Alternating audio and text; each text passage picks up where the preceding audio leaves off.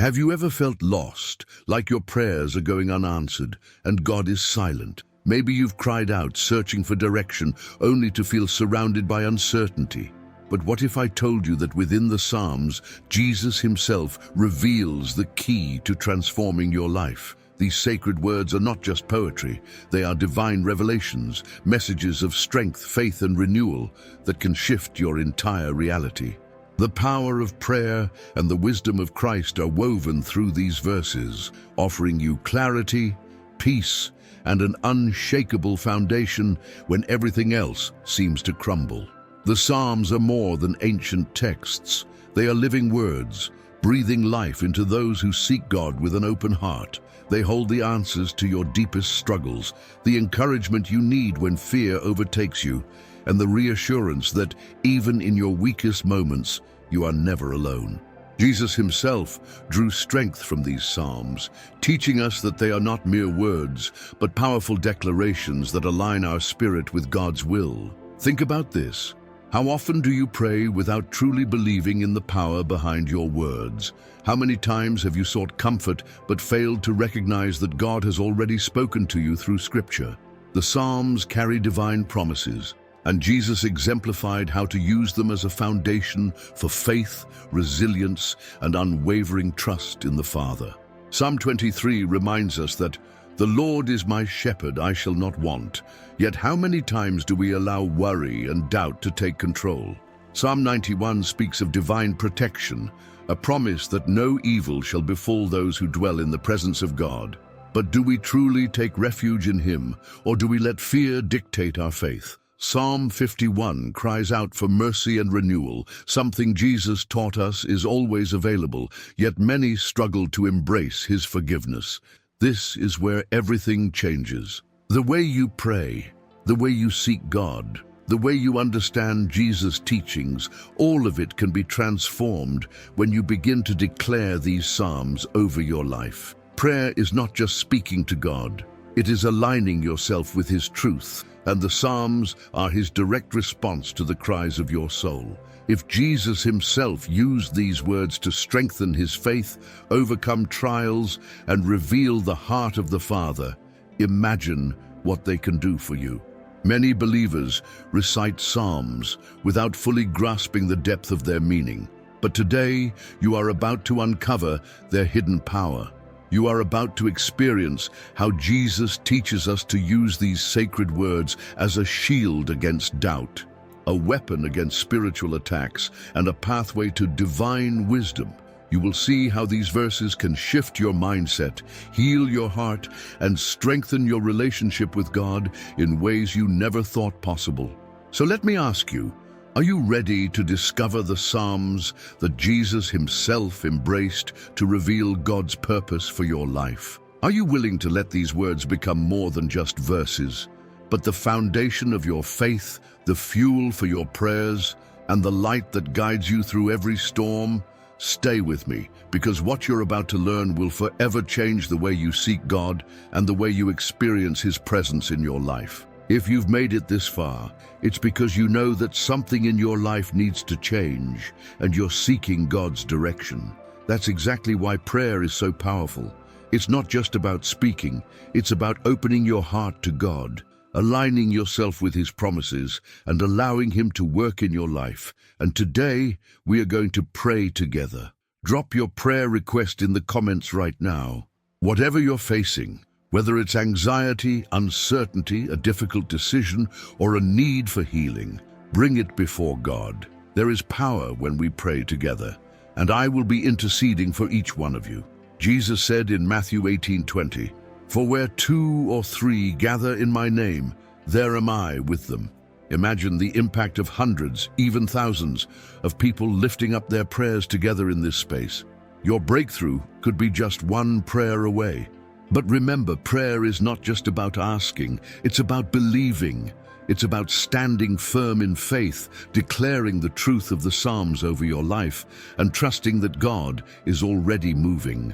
And if this message has spoken to your heart, take a moment to like this video.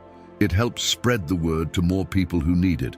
Make sure you're subscribed to the channel so you never miss a powerful teaching like this one.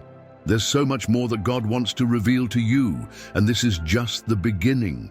Now let's pray together the shepherd's promise, unlocking the power of Psalm 23. There is a reason why Psalm 23 is one of the most well-known and beloved passages in the entire Bible. It is not just poetry.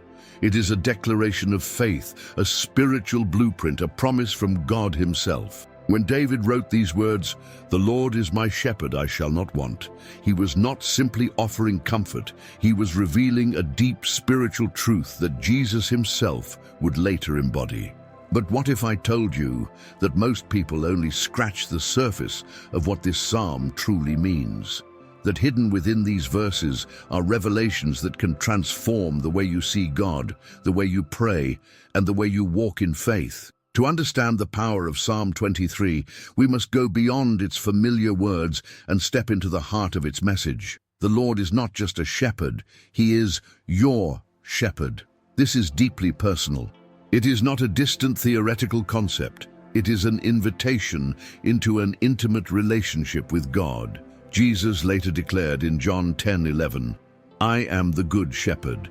The good shepherd lays down his life for the sheep." Do you see the connection? David's psalm was a prophetic reflection of Christ's role in our lives. He is not just watching over you from afar. He leads you, He protects you, and He provides for you in ways you cannot yet see. When you truly embrace the reality that you shall not want, everything changes. Fear begins to lose its grip. Worry becomes powerless. Suddenly you begin to live in the confidence that no matter what happens around you, God is already working things for your good. But here's where many people miss the deeper revelation. This isn't just about material provision. Yes, God meets our physical needs, but this is about something far greater. The spiritual nourishment, the peace that surpasses understanding, the deep fulfillment that comes from knowing you are fully cared for. He makes me lie down in green pastures. He leads me beside still waters. Have you ever wondered why a shepherd would make a sheep lie down? Because sheep by nature are anxious creatures. They do not rest unless they feel completely safe. This means that God's desire is not just to give you a place of rest, but to remove the fears and anxieties that keep you from experiencing it. And how does He do this?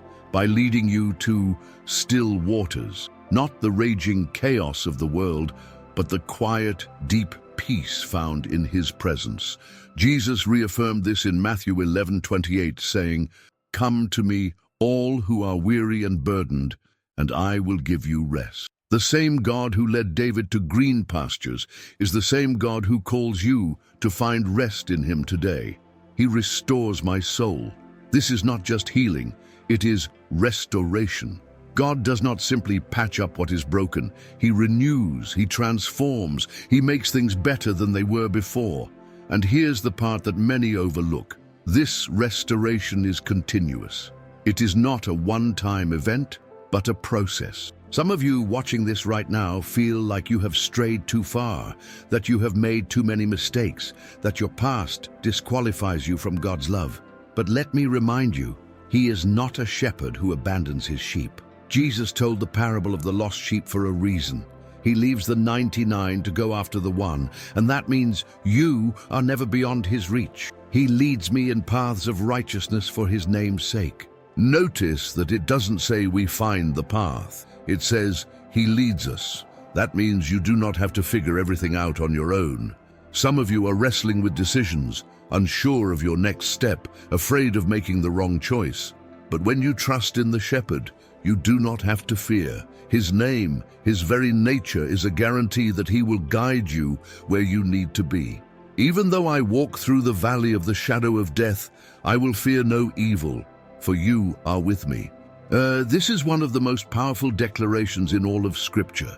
Notice that it does not say, if you walk through the valley. It says even though, meaning valleys are inevitable. You will face hardships, trials, and moments where everything seems dark. But here's the mystery. It is just a shadow. The enemy wants you to believe that the valley is your final destination, but God wants you to understand that you are just passing through, and you are not walking alone. Jesus, the Good Shepherd, is right there beside you. He does not send you into the valley. He walks with you through it. And when you truly grasp that, fear loses its power. Your rod and your staff, they comfort me.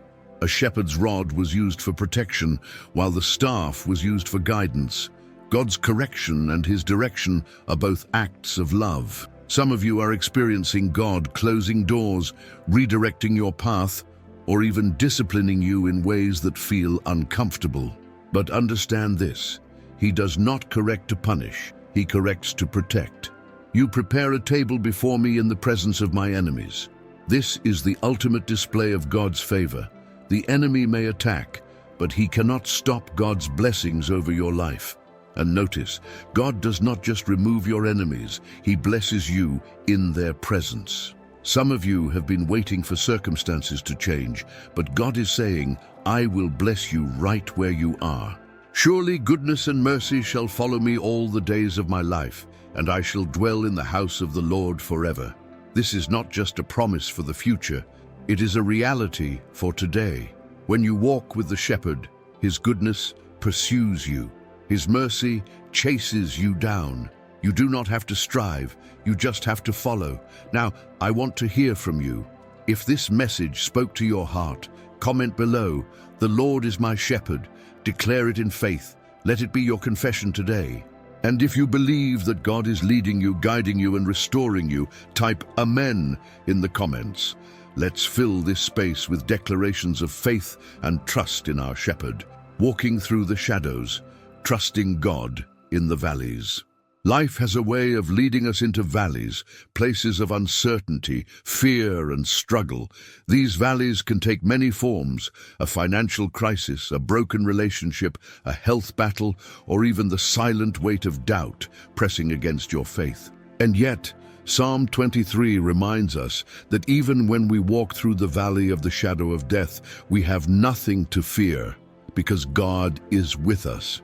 But let's be honest, when you're in the valley, it doesn't always feel that way. It feels lonely. It feels dark. It feels like every prayer is met with silence, and that's exactly where the enemy wants you, believing the illusion that you are alone, that God has forgotten you, that there is no way out. But here's the truth that changes everything. The valley is not your destination. It's just part of the journey. So many people misinterpret this verse, thinking it means we won't have to go through difficulties if we follow God. But it doesn't say we avoid the valley. It says we walk through it. That means valleys are inevitable. They are part of life. Even Jesus, the Son of God, walked through his own valleys: rejection, betrayal, suffering, and even death on the cross. And yet every valley he faced led to something greater. The same is true for you. What if the valley you are in right now is not meant to destroy you, but to refine you? What if the hardship you're facing is not a sign that God has abandoned you, but proof that he is preparing you for something greater? The valley is a test of trust. This is where your faith is stretched, where you are forced to rely not on what you see, but on what you know to be true. Think about this. When David wrote Psalm 23, he wasn't a king living in a palace. He was a shepherd, often alone in the wilderness, facing dangers, wild animals, and threats at every turn. He understood what it meant to walk through dark places, to feel unseen, to wonder if help would come. And yet he didn't say, I will fear no evil because I am strong. He didn't say, I will fear no evil because I have everything figured out. He said, I will fear no evil, for you are with me. The key to overcoming fear is not found in your own strength, but in the awareness of God's presence. And this is where the enemy works the hardest, trying to convince you that God is not there. He whispers lies into your mind, saying, if God loved you, why would you be struggling? If he was really with you, why hasn't he answered your prayer? But the presence of the valley is not the absence of God. The presence of the valley is proof that you are being led somewhere. The shadow of death is just that, a shadow. A shadow may look intimidating, but it has no power on its own. The only reason a shadow exists is because there is light nearby. And if there is light, that means darkness has not won. God's presence in the valley is not always loud. Sometimes it is not even felt right away. But he is there. He was there when Joseph was thrown into a pit by his own brothers. He was there when Daniel was in the lion's den. He was there when Shadrach, Meshach, and Abednego were in the fire. And he is with you right now in whatever valley you are facing. The reason you can have peace in the valley is because you are not walking alone. God is not just watching from a distance. He is guiding, protecting, and strengthening you with every step you take. And then there's this part. Your rod and your staff, they comfort me. Many people read this and don't fully grasp its significance. The rod and staff are the tools of a shepherd. The rod was used to defend the sheep from predators. It was a weapon against anything that tried to harm them. The staff was used to guide the sheep, to pull them back when they wandered, to keep them from falling into danger. This means that in the valley, God is both fighting for you and leading you. There are battles you don't even see that God is already handling on your behalf. There are dangers you don't even recognize that He has already protected you from. And there are moments when you have strayed, but His staff has pulled you back before you even realized you were headed for destruction. Some of you might be asking, but why do I have to go through the valley at all? Why doesn't God just take me straight to the blessing? Because the valley is where faith is forged. It's in the valley that you learn dependence. It's in the valley that God strips away everything that is not meant to go with you to the next level. The valley prepares you for the promise. Look at Jesus. Before He began His ministry, He was led by the Spirit into the wilderness for 40 days. It was in the wilderness that He faced temptation, where His strength was tested, where He had to stand on the truth of God's word. And after that valley, His ministry began. Some of you are in a wilderness season right now, wondering why things are so difficult, why doors seem closed, why you feel stuck. But what if this valley is not a delay, but a divine setup? What if this is the moment where God is shaping you, refining you, preparing you to step into what He has planned? What if the breakthrough you've been praying for is just on the other side of this valley? Now I want to hear from you. If you are trusting God in the middle of your valley, if you are choosing faith over fear, declare it in the comments. God is with me in the valley. If this message has spoken to your heart, type, I will fear no evil. Let's fill this space with faith, with declarations of trust, with testimonies of God's presence even in the darkest moments. Keep holding on, because this valley is not the end. It's just part of the journey. The table in the presence of enemies, God's unshakable favor. There is a moment in every believer's journey when opposition arises, when setbacks seem overwhelming, and when it feels like the very forces of life are against you. But Psalm 23 holds a mystery that shifts everything. You prepare a table before me in the presence of my enemies. This is not just a poetic statement. It is a declaration of God's unshakable favor, a revelation that even when the enemy surrounds you, God is setting the stage for your victory.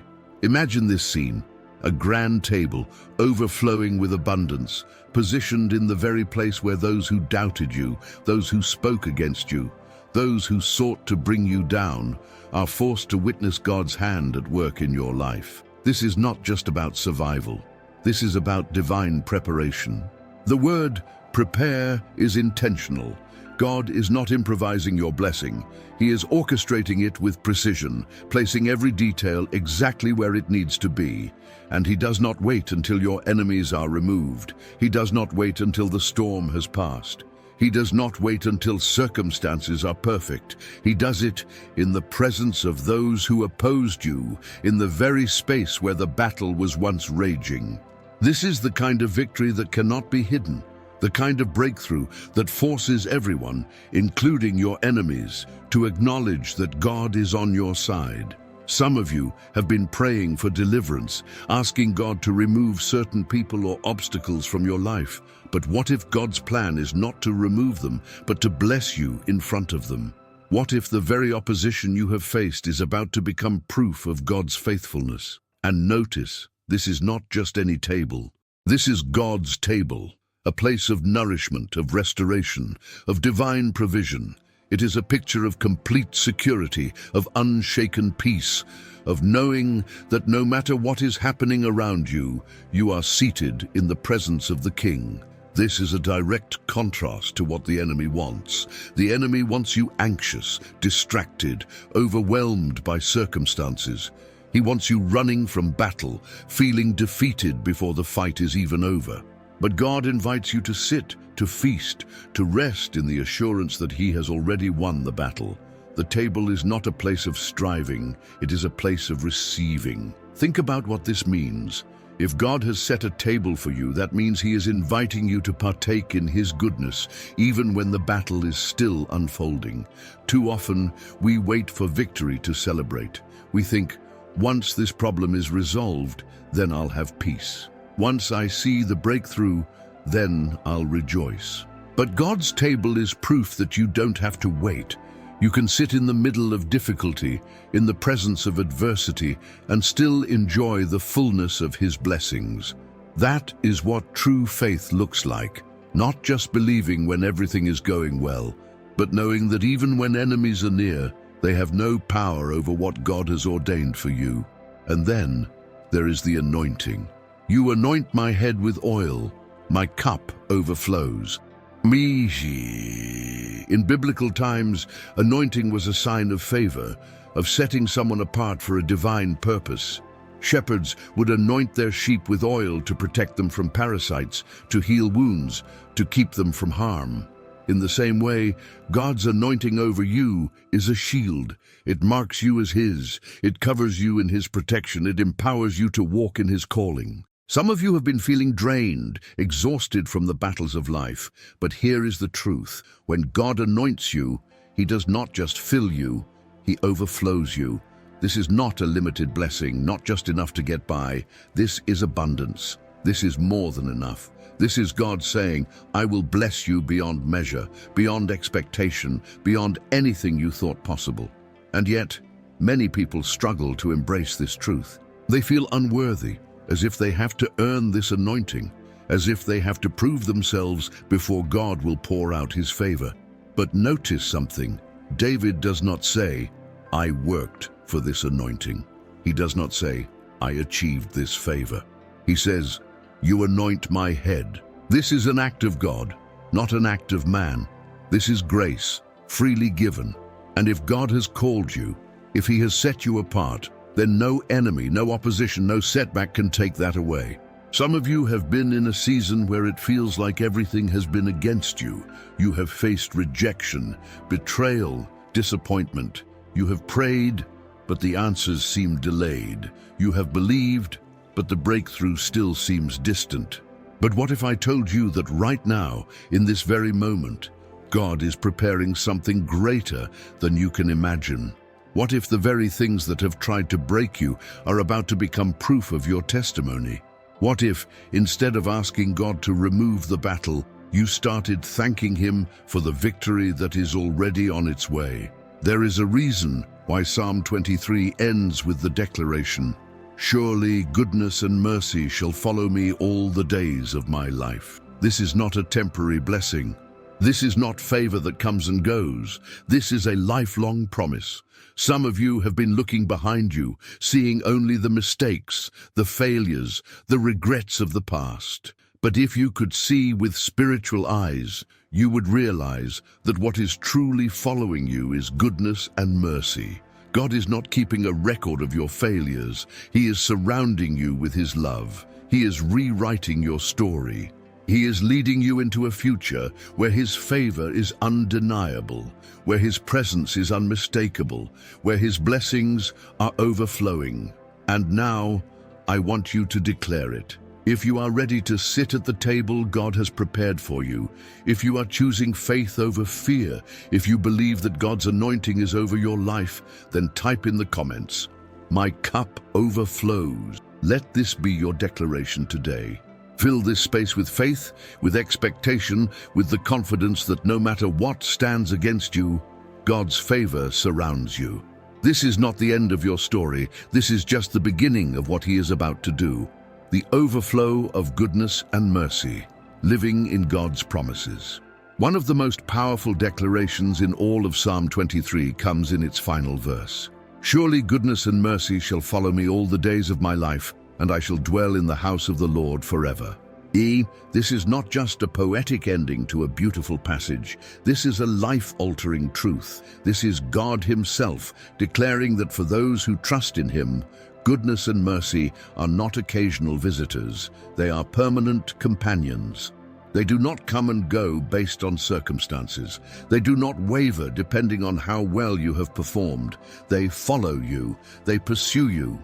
And the moment you fully grasp this truth, fear begins to lose its grip, anxiety starts to crumble, and your perspective on life is forever changed. But let's take a step back and truly reflect on what this means. Goodness and mercy are not just abstract concepts. They are the very nature of God at work in your life. Goodness is God's favor, His blessings, His provision, His divine setup that leads you into purpose. It is His hand moving behind the scenes, orchestrating details you can't even see yet. Some of you right now are in situations where it feels like nothing good is happening, like every door is closing, like every effort is met with resistance. But here's what you need to understand. Just because you don't see it doesn't mean it's not there. The enemy wants to blind you to God's goodness, to make you focus so much on what's going wrong that you miss what's going right. But the promise of this verse is clear.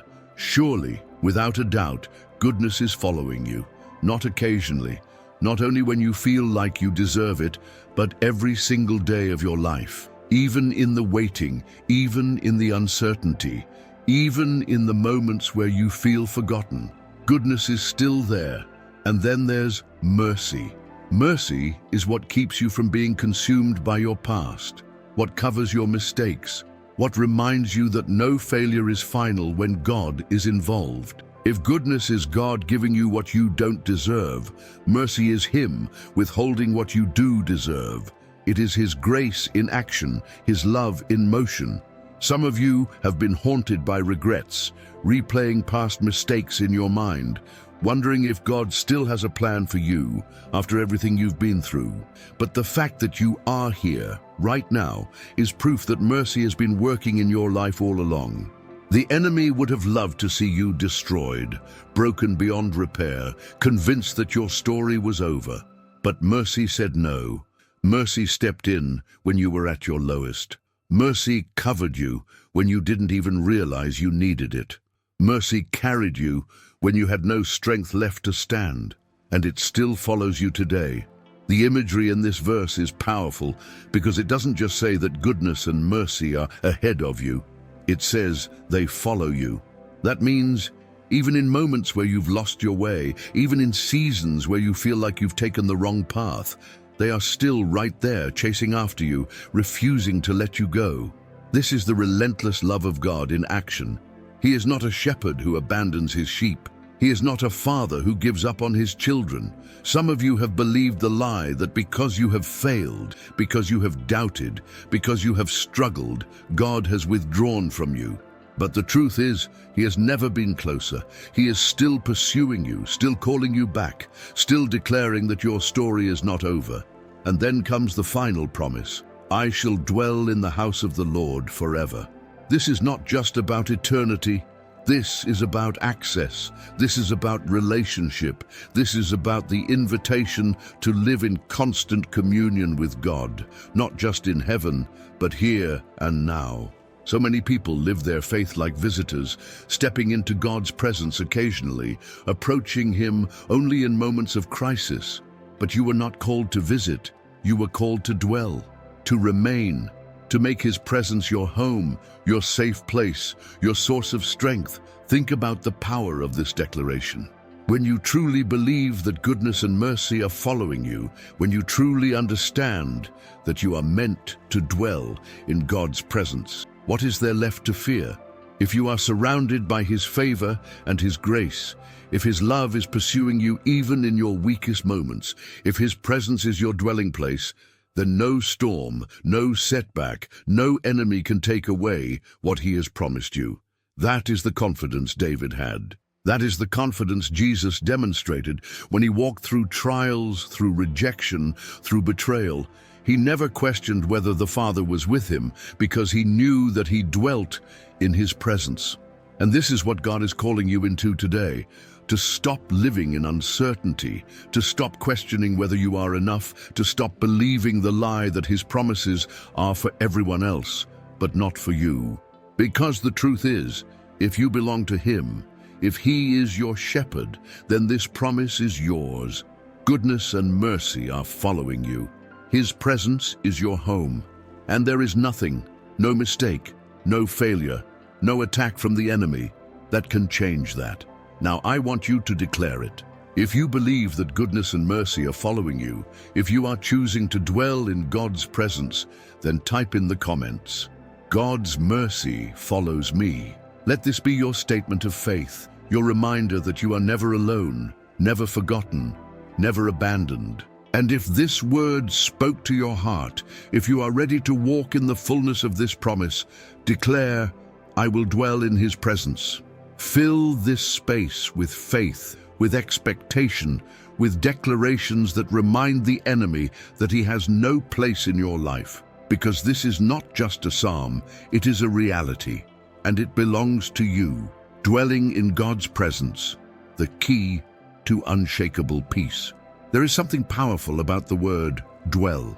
It is not a temporary state, not a fleeting experience, not something you step into occasionally and then leave when life gets overwhelming.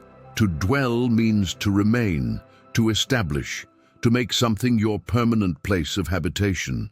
And yet, so many people live their spiritual lives like visitors, stepping into God's presence only when they feel desperate, only when the pressure of life forces them to seek him. But the promise of Psalm 23 is clear. I shall dwell in the house of the Lord forever. This is not about a one-time encounter. This is about a life fully immersed in God's presence, where his peace, his provision, and his power are not just moments you experience, but the atmosphere in which you live. To truly dwell in God's presence is to shift your mindset, to no longer see him as a distant deity, but as your dwelling place, your refuge, your constant source of strength. The enemy knows this, which is why he works relentlessly to keep you distracted, anxious, and overwhelmed. He knows that if he can make you believe that God is only present in certain moments, then he can keep you living in cycles of fear and uncertainty. But when you grasp the truth that you dwell in God's presence, everything changes. Fear loses its power, worry begins to fade, and you step into a level of confidence that nothing in this world can shake. Think about what this means. If you truly believe that you dwell in the presence of the Almighty, then why would you fear the future? Why would you live in anxiety over things that are out of your control? Why would you allow circumstances to dictate your faith when the one who holds the universe is the same one who holds you? This is where so many people struggle. They believe in God, but they don't dwell in him. They acknowledge his power, but they don't live in the awareness of his presence. They visit, but they don't stay.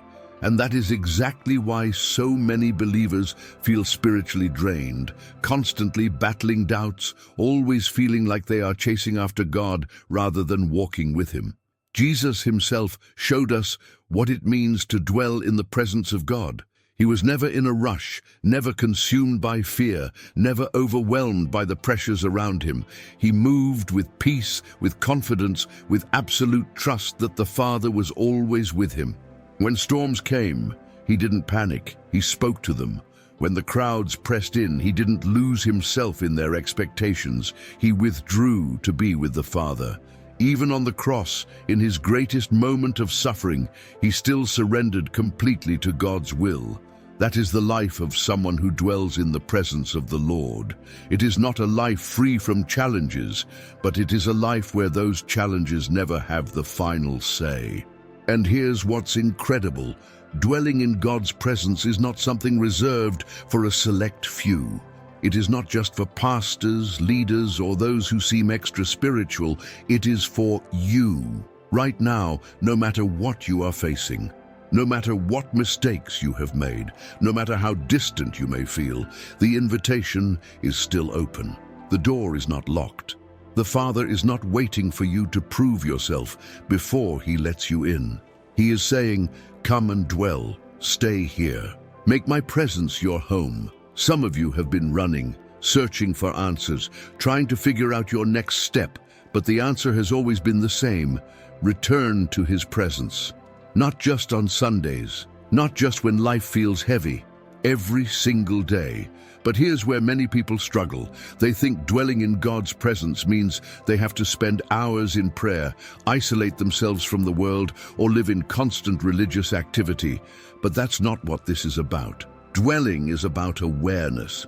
It is about walking through your day, knowing that God is with you, that He is speaking, that He is guiding, that His Spirit is alive inside you. It is about shifting your focus, choosing faith over fear, surrender over control, worship over worry. It is knowing that no matter what happens around you, the presence of God is unshaken, and because of that, you are unshaken. Some of you have felt distant from God, like He is silent, like you are struggling to feel His presence. But what if I told you He has never left? What if I told you that He is closer than you realize? That the reason you feel disconnected is not because He has withdrawn, but because the noise of life has drowned out His voice. This is why stillness is so important. This is why taking time to sit in His presence, to refocus your heart, to simply be with Him, changes everything. Because when you learn to dwell in His presence, you stop chasing after what has already been given to you. You stop searching for peace in places that cannot provide it. You stop running in circles, trying to control things that were never meant to be in your hands. And when you dwell, you are transformed. You begin to think differently, to see differently, to react differently. Fear that once paralyzed you loses its power. Worry that once consumed you fades into the background. You stop living for people's approval, stop being swayed by temporary struggles, stop being defined by circumstances. Because when you dwell in God's presence, you know who you are. You know that you are chosen, covered, loved beyond measure. You know that no matter what happens, you are secure in Him. Now, I want to hear from you. If you are choosing today to dwell in God's presence, if you are stepping into a life where His peace is your foundation, then type in the comments, "I choose to dwell in Him." Let this be your declaration, your reminder that you are not a visitor in God's presence, you are home. And if this message has spoken to your heart, if you are ready to let go of fear, of anxiety, of anything that has kept you from fully embracing God's presence, type, "God is my refuge." Fill this space with declarations of faith, with testimonies of His presence, with reminders that no matter what comes, you are secure in Him. Because this is not just a verse, it is your reality, and today you step fully into it. The unshakable foundation, living with confidence in God's presence. When you choose to dwell in God's presence, something shifts inside of you. Fear that once controlled your decisions begins to lose its grip. Anxiety that used to consume your thoughts starts to fade. The weight of uncertainty that kept you paralyzed is replaced with an unshakable confidence that can only come from knowing that your life is not left to chance, that you are not wandering aimlessly, that you are not subject to the randomness of circumstances. This is the difference between living in survival mode and living in divine security. And yet, so many people struggle to fully embrace this truth. They believe in God, they trust that He is real, but they still live as if everything depends on them. They carry the weight of problems they were never meant to carry. They strive for control over things that were never in their hands.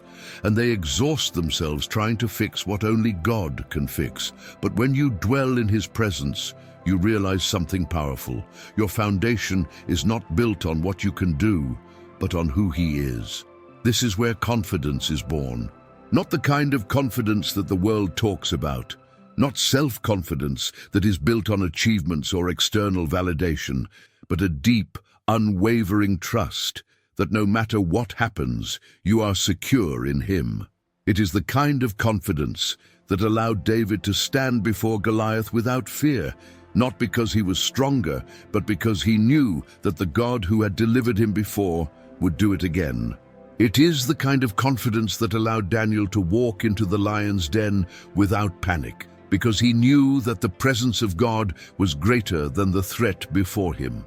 It is the kind of confidence that allowed Jesus to face the cross, knowing that even in death, the Father's plan would not fail. This is the confidence that is available to you when you choose to dwell in his presence, when you stop living as if you are at the mercy of circumstances and start walking in the certainty that God is in control.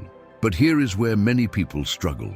They think confidence means the absence of problems. They believe that if they truly trust God, then everything should go smoothly, that doors should open easily, that they should never face hardship. And when challenges come, they start to doubt, they start to question, they wonder if they are doing something wrong. But confidence in God does not mean you will never face struggles. It means you will never face them alone. It means that when the storm comes, you are not shaken, because your foundation is not built on temporary things. It means that when people betray you, when situations don't go as planned, when you don't understand what God is doing, you still stand firm because you know that his presence is with you. And this is where true transformation happens. Because when you live with this kind of confidence, your perspective changes. You stop being reactive, tossed around by every problem that arises. You stop being controlled by fear of the future, by anxiety over things that are out of your hands. You stop making decisions based on temporary emotions and start moving in alignment with God's direction. When you know that you are secure in him, you begin to move differently. You pray with authority. You speak with faith. You step into opportunities without hesitation. You no longer wait for everything to make sense before you trust him. You trust first, and then you see his hand move. This is what it means to live with an unshakable foundation, to stand firm, not because life is easy, but because your faith is rooted in something deeper than circumstances. And here's the truth. The enemy knows this. He knows that if he can keep you in a place of fear, doubt, and uncertainty, he can stop you from walking in the fullness of what God has for you. That is why he works so hard to plant seeds of insecurity, to whisper lies that make you question your worth, to fill your mind with distractions that keep you from dwelling in God's presence. He wants you to believe that you are not strong enough, that you are not qualified, that you are not ready. But here is what you need to remember. Your strength has never been the foundation. Your qualification has never been the foundation. Your ability to figure everything out has never been the foundation. God is the foundation. And when you build your life on him, nothing can shake you. Think about what this means for your daily life. Imagine waking up every morning with the absolute certainty that no matter what happens, you are covered. Imagine stepping into challenges with peace instead of panic, knowing that even when things don't go as planned, God is already working it for your good. Imagine making decisions not out of fear, but out of faith, because you trust that God's direction is better than your own understanding. This is not just for a few people, this is for you. This is the life you were created to live. Some of you have been feeling overwhelmed, like you are constantly walking on unstable ground, trying to figure things out on your own. But what if today was the day you finally let go? What if today was the day you stopped carrying burdens that were never meant for you? What if today was the day you chose to shift your focus, to take your eyes off the uncertainty and fix them on the one who is unchanging? Because the truth is, God is not asking you to have all the answers. He is asking you to trust that He does. He is not asking you to be perfect. He is asking you to stand on the foundation that He has already built. He is not waiting for you to prove yourself. He is waiting for you to simply believe. Now, I want to hear from you. If you are choosing today to stand firm on God's foundation, if you are declaring that fear will no longer control you, then type in the comments, My foundation is in God. Let this be your declaration of faith, your reminder that no matter what comes, you are unshaken because He is unshaken. And if this word has spoken to your heart, if you are ready to step into a life of confidence and trust, type, "I trust His plan." Fill this space with declarations of faith, with testimonies of trust, with reminders that your life is built on something greater than circumstances. Because this is not just a message, it is an invitation to step into the unshakable life God has called you to live. Breaking free from fear, walking boldly in God's promises. Fear has a way of creeping in, of disguising itself as logic, as caution, as responsibility. It whispers that you need to be careful, that you need to have everything figured out before you move forward, that you should wait until the circumstances are perfect. But fear is a liar. It is one of the greatest weapons the enemy uses to keep you from stepping into what God has already prepared for you. It makes you question whether you are capable, whether you are ready, whether God is truly leading you. And the longer you entertain those thoughts, the stronger they become. Suddenly, you find yourself stuck, paralyzed by hesitation, analyzing every detail, trying to control every outcome, afraid of making the wrong move. But here's the truth. If you are dwelling in God's presence, if you are standing on His unshakable foundation, then fear has no right to dictate your future. You were never called to live in hesitation. You were called to walk in boldness, to step out in faith, to trust that even when you don't see the full picture, God is already ahead of you, making a way. One of the most powerful things about faith is that it moves before there is proof. It obeys before there are guarantees. It trusts before there is clarity. And this is where many people struggle, because they want to feel ready before they act. They want to see results before they commit. They want assurance before they step out. But that is not how faith works. When Peter stepped out of the boat, he did not wait until the water became solid beneath his feet. He moved first. He walked because Jesus called him, not because the circumstances made sense. And for as long as his eyes were fixed on Jesus, he defied the impossible. It was only when he allowed fear to take hold that he began to sink. That is the danger of giving fear a voice in your life. It will always pull you away from where God is calling you. It will always try to drown your faith, to make you second guess, to convince you that playing it safe is wiser than stepping into the unknown. But here's what you need to understand. You were never meant to stay in the boat. You were never meant to live in the comfort of what is familiar. The call of God will always stretch you, will always challenge you, will always require you to trust more than you can see. And this is where many people stop. They hear God's voice. They feel the stirring in their spirit. They sense that He is calling them higher, but they hesitate. They start listing all the reasons why it won't work, why they aren't ready, why now isn't the right time. And in doing so, they miss the very thing they have been praying for. Because sometimes the answer to your prayers does not come in the form of an open door. It comes in the form of an instruction to step forward, even when the door is not yet visible. Look at Joshua.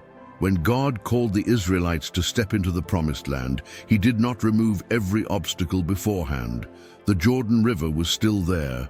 The walls of Jericho were still standing. The enemies were still occupying the land.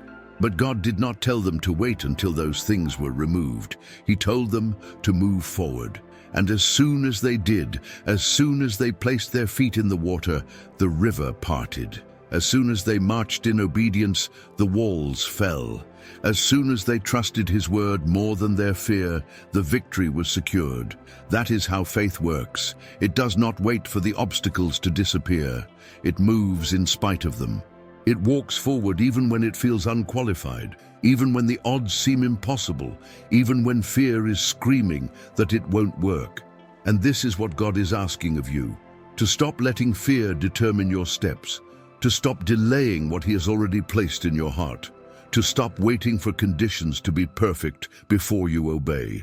Because here's the truth: fear will always have an argument. There will always be reasons to wait, to hesitate, to hold back. There will always be unknowns, risks, uncertainties. But when you dwell in God's presence, when you build your life on His foundation, you don't need to have all the answers. You just need to trust that He does. You just need to believe that if He is calling you forward, then He has already made a way. Some of you have been waiting for a sign, waiting for confirmation, waiting for God to show you every step before you move. But faith does not work that way. Faith is the evidence of things not yet seen. It is the confidence that even when the full picture is not visible, God is still in control. And here's the reality. If God has placed something in your heart, if He has been speaking to you, then you don't need another sign. You don't need more confirmation. You don't need to keep asking for proof. You just need to take the step. You just need to decide that fear will no longer hold you back, that doubt will no longer have a place in your mind, that you will trust His voice more than your feelings. Think about this. What if the very thing you have been asking God for is on the other side of your obedience? What if the breakthrough you need is not waiting on God, but God is waiting on you? What if the reason you feel stuck is not because God is silent, but because He already gave you the instruction and you have been hesitating to follow it? Because here is what you must remember. God will not force you to step into your purpose. He will not push you into your calling. He invites you. He speaks, He leads, but you have to decide. You have to choose to believe Him more than you believe your fears. You have to choose to move even when you feel uncertain. You have to choose to trust that He is who He says He is. Now, I want to hear from you. If you are choosing today to walk in boldness, if you are deciding that fear will no longer control your life, then type in the comments, "I will not fear." Let this be your declaration, your statement of faith, your moment of stepping out of hesitation and into obedience. And if this word has spoken to your heart, if you are ready to trust God fully and move forward in faith, type, "I choose to walk in faith." Fill this space with declarations of courage, with testimonies of trust, with reminders that fear has no place in your life. Because this is not just a message, it is an invitation to break free, to move forward, to step into everything that God has for you. And today, you say yes. The power of obedience, unlocking doors through faithful action. Obedience is one of the most underestimated forces in the spiritual realm. Many people believe that breakthrough comes from more prayer, more waiting, more asking for signs, when in reality, the key is often obedience. The moment you say yes to God, the moment you step forward despite uncertainty, despite fear, despite not seeing the full picture, something shifts in the atmosphere. Heaven moves on behalf of those who obey. Doors that seemed locked begin to open. The resources you thought you didn't have start to appear. Divine connections align at the right time. But obedience is not always easy because it requires trust. It requires letting go of control, stepping beyond comfort, and choosing faith over logic. And this is where many people hesitate, caught in the tension between wanting to see the full plan and God asking them to simply take the first step. Throughout Scripture, we see a pattern. God rarely gives the entire plan up front. He gives instructions, He gives promises, but the full picture is often revealed as you walk. Look at Abraham. God told him to leave his home, his family, everything familiar, and go to a land that He would show him. Not a land that was already revealed, not a fully mapped out destination, but a future that was only unlocked through obedience. And because he obeyed, he stepped into a promise that changed history. Look at Moses. He stood before the Red Sea with Pharaoh's army behind him, no visible way forward, and yet God told him to stretch out his staff. It wasn't until he obeyed that the waters parted. If he had waited for the sea to open first, he would have never seen the miracle. Look at the widow in 1 Kings 17. She had just enough flour and oil to prepare a final meal for herself and her son, yet the prophet Elijah told her to make him a small cake first. It didn't make sense.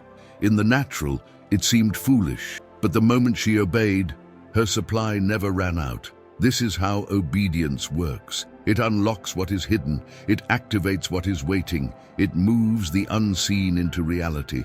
And the enemy knows this, which is why he fights so hard to keep you in hesitation. He will fill your mind with what-ifs. What if this isn't the right time? What if I fail? What if I heard God wrong? What if I lose everything? And the longer you entertain those thoughts, the stronger they become. But here is what you must understand. Delayed obedience is still disobedience. Every time you hesitate, every time you second guess, every time you wait for more confirmation when God has already spoken, you are postponing your own breakthrough. And here is the truth. God is not obligated to give new instructions if you haven't obeyed the last ones. Some of you have been asking for a fresh word, for clarity, for direction, but God is waiting for you to act on what He already told you. Think about this. What has God been pressing on your heart? What is the step He has been asking you to take? Maybe it's a career move. Maybe it's stepping out in ministry. Maybe it's forgiving someone who hurt you. Maybe it's changing an unhealthy habit. Maybe it's trusting Him with your finances. Maybe it's something small that seems insignificant but is actually the key to something bigger. Whatever it is, your obedience is connected to something greater than you can see right now. And here's the incredible part. God does not expect you to figure everything out. He does not ask you to have all the details worked out beforehand. He simply asks for your yes. He asks for faith that moves, for trust that walks forward, even when the destination is unclear. Because the reality is, most people do not miss out on God's promises because of lack of opportunity. They miss out because of lack of obedience. Look at Peter and the miraculous catch of fish in Luke 5. He had been fishing all night with no results, exhausted, frustrated, ready to give up.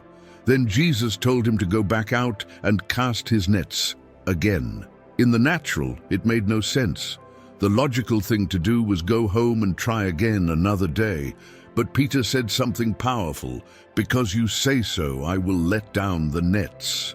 And the moment he obeyed, he pulled in so many fish that his boat began to sink. The blessing was always there, but it was unlocked through obedience. Some of you are standing at the edge of something God has called you to do, but you have been hesitating. You have been overthinking, questioning, waiting for the perfect moment. But what if the miracle is already there, waiting on the other side of your obedience? What if the provision, the opportunity, the breakthrough you have been praying for is just one act of faith away? Because here's the reality. God's promises are yes and amen, but you have to step into them. The Israelites were promised the promised land, but they still had to fight for it. Naaman was promised healing from leprosy, but he still had to dip in the Jordan 7 times. The blind man in John 9 was promised sight, but he still had to go and wash in the pool of Siloam. The promise is there, but action activates it. And this is what God is asking of you today. To trust Him enough to move, to stop waiting for perfect conditions, to stop asking for confirmation after confirmation when you already know what He has spoken, to silence the fear, to drown out the doubt, and to take the step.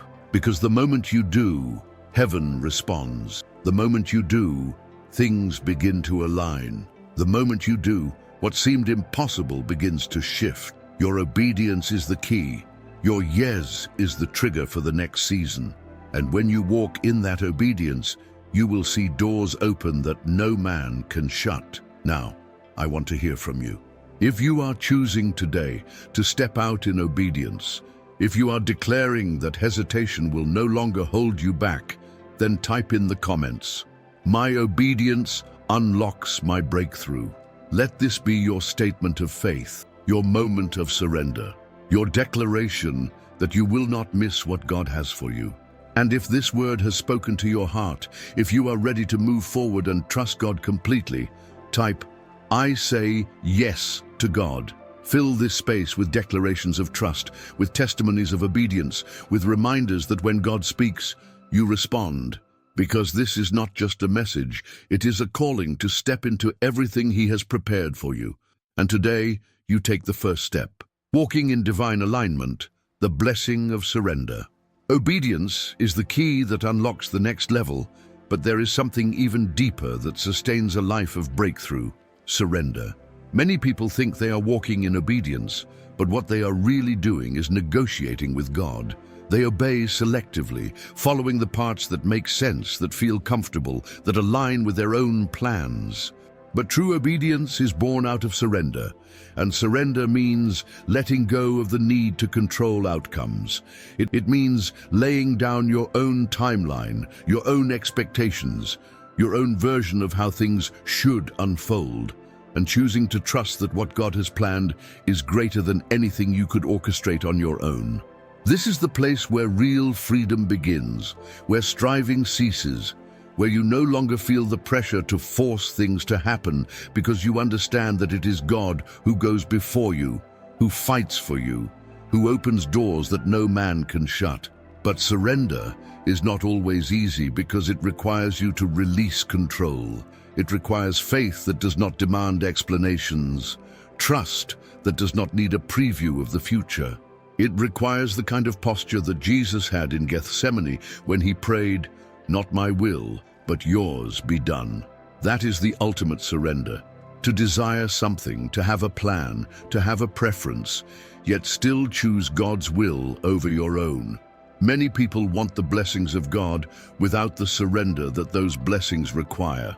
They want the miracles, the breakthroughs, the open doors, but they still hold on to their own plans with a tight grip.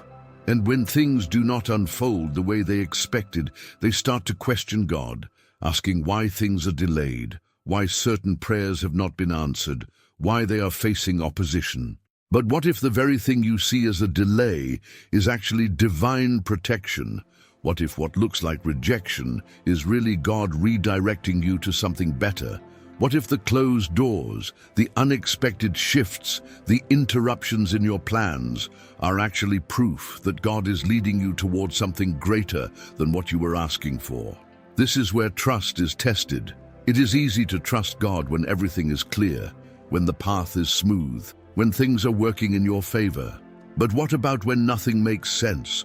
What about when you have been praying, fasting, seeking God, yet everything around you feels uncertain? This is the moment when surrender becomes real. This is where you decide whether you truly believe that God is good, that His plans are perfect, that His timing is flawless, even when you do not understand. Abraham had to surrender when God asked him to leave his home without knowing where he was going. Joseph had to surrender when he was thrown into prison for a crime he did not commit. Esther had to surrender when she risked her life to stand before the king. Every great move of God in Scripture required someone to surrender their own understanding in exchange for divine alignment. And here is the truth. God will never force you to surrender. He will never take control of what you refuse to release. He will never override your will, your choices, your plans.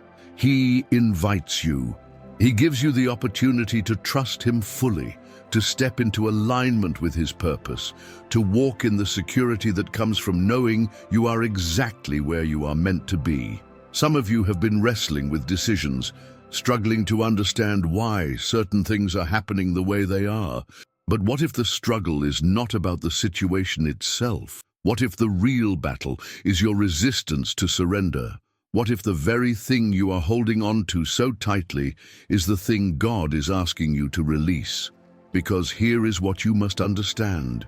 God will never take something from you without the intention of giving you something greater in return. He does not ask you to let go so that you will be left empty-handed. He asks you to let go so that you can receive something better. But surrender is not just about letting go of things. It is about letting go of how you think things should happen. It is about releasing your need for certainty, your desire for control, your attachment to outcomes. It is about saying, God, even if it does not happen the way I thought it would, I trust you. Ahor Sachin. It is about stepping into a level of faith that no longer needs everything to be mapped out in advance, that no longer demands immediate results, that no longer treats obedience as a transaction where you expect an instant reward. This is where peace is found. This is where joy is sustained. This is where fear loses its power over you because you are no longer trying to control what is in God's hands. And when you surrender, something incredible happens. You begin to walk in divine alignment. You stop striving. You stop forcing. You stop feeling like you have to manipulate situations to get where you want to go. You begin to see God's hand moving in ways you never expected. You begin to recognize that His delays are not denials, but divine timing. You begin to understand that the things you thought were setbacks were actually setups for something greater. And most importantly, you begin to live with a peace that is not dependent on circumstances, but is rooted in the unshakable truth that God is in control. Some of you have been asking for clarity, but what you really need is surrender. You have been asking for direction, but God is waiting for you to trust Him with the unknown. You have been asking for breakthrough, but breakthrough is often found on the other side of letting go. What if today was the day you decided to stop wrestling and simply surrender? What if today was the day you chose to release your own plans, your own expectations, your own fears, and trust that God's way is always better? Now, I want to hear from you. If you are choosing today to walk in divine alignment, if you are deciding to let go of control and trust God fully, then type in the comments, "I surrender to God's plan." Let this be your declaration, your statement of faith, your moment of releasing everything that has been weighing you down. And if this word has spoken to your heart, if you are ready to step into a life of true peace and trust, type, "God's way is better." Fill this space with declarations of faith, with testimonies of surrender, with reminders that no matter what happens, you are walking in divine alignment. Because this is not just a message, it is an invitation to release, to trust, to step fully into the life that God has prepared for you. And today, you say yes. The weight of waiting, trusting God's timing in the process. Waiting is one of the hardest things to do, especially when you know God has placed a promise inside your heart. You pray, you believe, you step out in faith, but then comes the waiting. Days turn into weeks, weeks into months, sometimes even years, and suddenly doubt starts whispering in your ear. Did I really hear from God? Why is nothing happening? Why is this taking so long? The silence of waiting can feel suffocating, making you question everything. But what if the waiting is not punishment? What if the delay is not denial, but divine preparation? What if God is not withholding something from you, but rather shaping you for what is to come? This is where so many people struggle, because they see waiting as wasted time.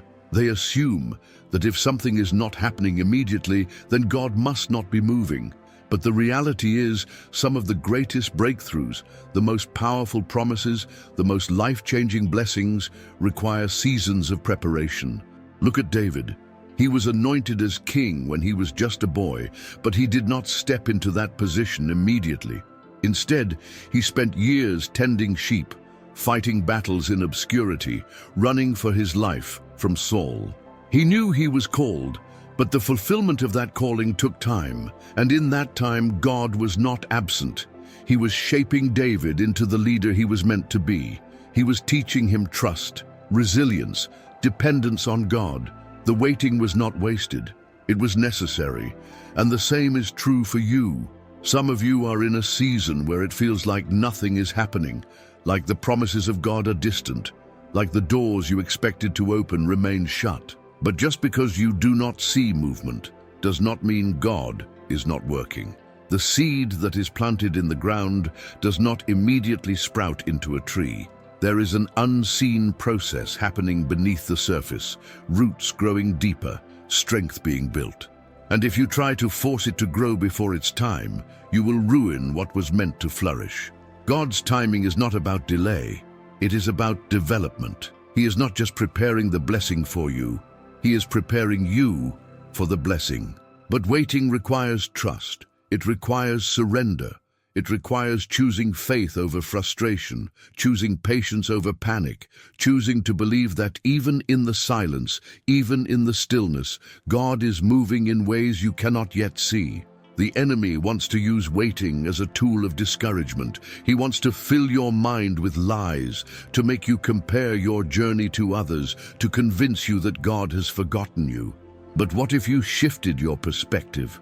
What if instead of seeing waiting as wasted time, you saw it as sacred time? A time to grow, to refine, to draw closer to God? Because here is the truth. If you cannot trust God in the waiting, you will not be ready when the promise arrives. Think about Joseph. He had dreams of leadership, of purpose, of favor. But before he ever stepped into that promise, he was thrown into a pit, sold into slavery, falsely accused, imprisoned. It would have been easy for him to become bitter, to believe that God had abandoned him. But instead, he remained faithful in the process. He did not let the waiting break him. He let it build him. And because of that, when the moment came, when the doors finally opened, he was not just ready. He was positioned exactly where he needed to be. And this is what God is doing with you. He is not punishing you with the wait. He is positioning you. He is strengthening your character, refining your heart, removing anything that would hinder you when the blessing arrives. Because the truth is, some doors are not opening yet because you are not ready for what is on the other side.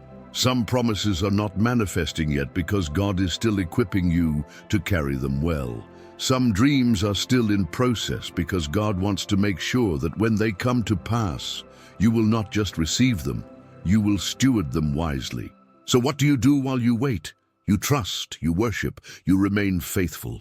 You do not allow frustration to turn into disobedience.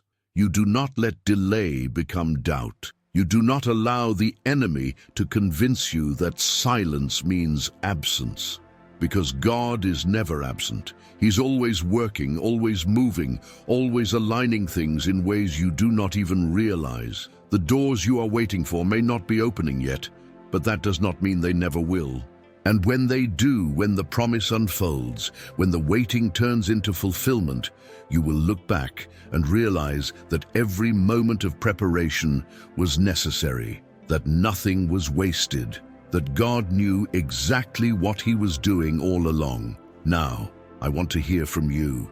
If you are choosing to trust God in the waiting, if you are declaring today that His timing is perfect, then type in the comments, "I trust God's timing." Let this be your declaration, your statement of faith, your reminder that even when you cannot see the full picture, God is still in control.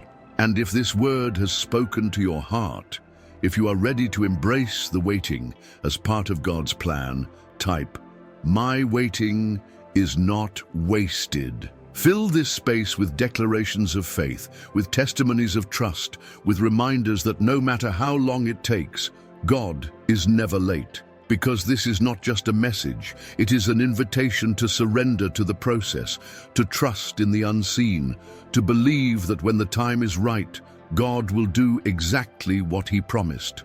And today, you choose to wait with faith. The refining fire. How delays shape your destiny. Waiting is never just about time. It is about transformation. It is about what happens inside of you while you wait, about the refining process that molds you into the person capable of carrying the very thing you have been praying for. God is not just concerned with giving you what you ask for. He is concerned with making sure you are prepared to sustain it. Because the truth is, an unprepared blessing can feel like a burden. A promise received too soon can become overwhelming instead of life-giving. And so, God refines you. He takes you through seasons where patience is tested, where faith is stretched, where trust is no longer just words, but a posture of the heart. And in those seasons, something shifts. Your character is strengthened, your motives are purified, your dependence on Him deepens. What once felt like frustration now becomes a place of formation. Think about gold. It does not become pure just by sitting in a safe place. It must go through fire, intense heat, a process that removes every impurity. The fire does not destroy it, it refines it. And this is exactly what God does with those He is preparing for something greater. He allows the fire, not to harm you, but to refine you. He allows challenges, not to break you, but to build you. He allows delays, not to deny you, but to develop you. Because what is coming requires a version of you that is stronger, wiser, more grounded than you are today. And if you try to bypass the process, if you resist the refining, if you rush ahead before the work is complete, you risk stepping into something you're not yet ready to handle. Look at Joseph. The dream God gave him was real. The vision of leadership, of influence, of impact was not a mistake. But before the dream was fulfilled, he was tested, betrayed by his own brothers, thrown into a pit, sold into slavery, falsely accused, imprisoned. Every step looked like a setback, but in reality, it was preparation. Every moment of delay was shaping him into the man who could not just reach the palace, but remain in the palace. Because being elevated before you are ready is dangerous. Success without character is destructive, and God is too good to give you something that would harm you. Some of you are in that refining fire right now. You feel the pressure, the discomfort, the stretching. You wonder why things are taking so long, why the doors have not yet opened, why it seems like everyone else is moving forward while you remain in the same place. But what if this season is not about what is happening to you, but what is happening in you? What if the delay is not a punishment but a gift? What if the very thing you are frustrated with is actually the evidence that God is at work, molding you, shaping you, preparing you for something beyond what you can see right now? Because here is the reality.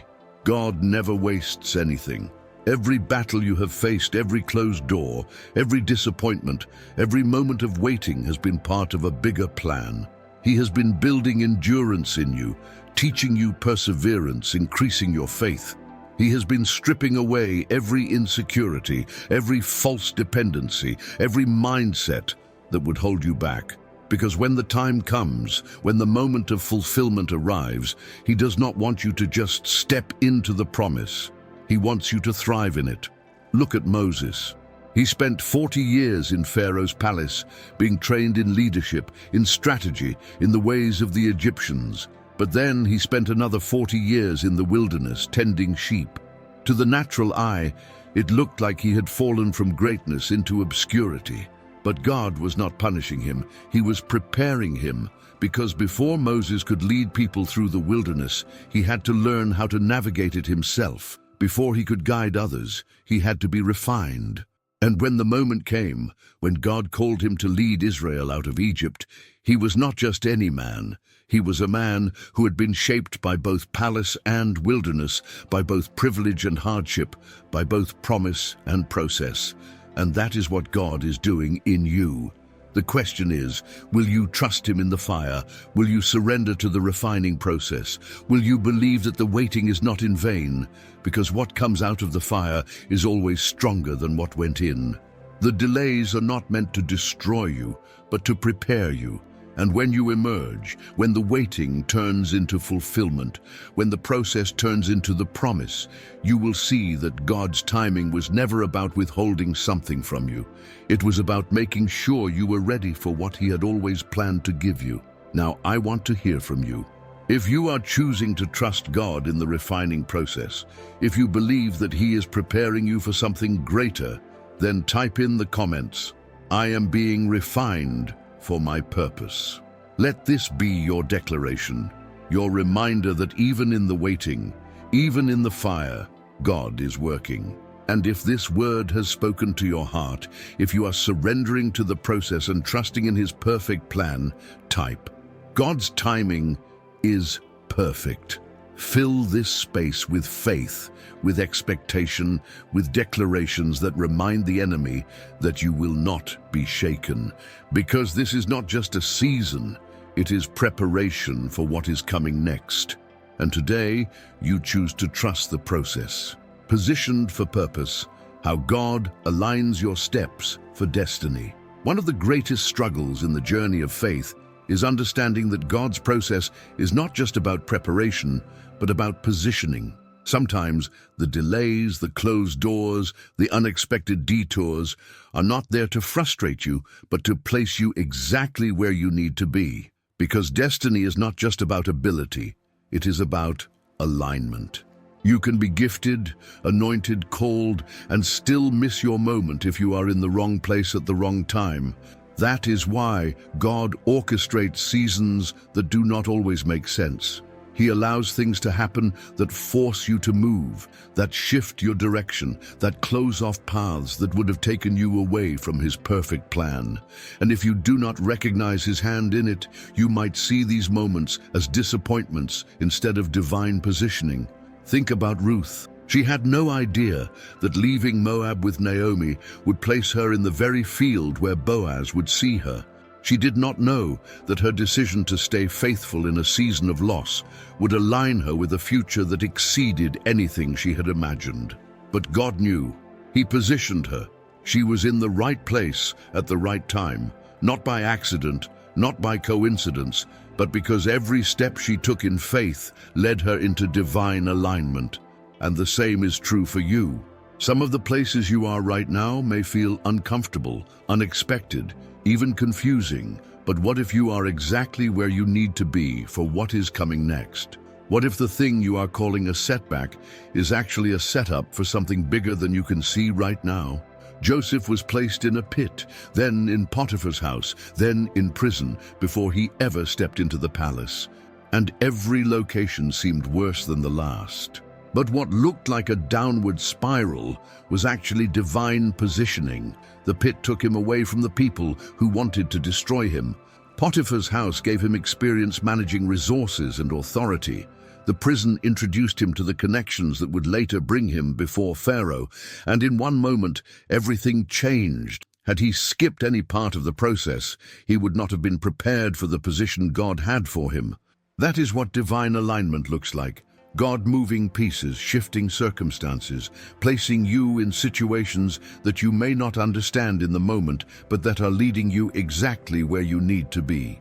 And here is where many people struggle. Because positioning often feels like a contradiction. You pray for elevation, but instead you find yourself in a season of being hidden. You ask God to expand your influence, but He takes you into a place of isolation.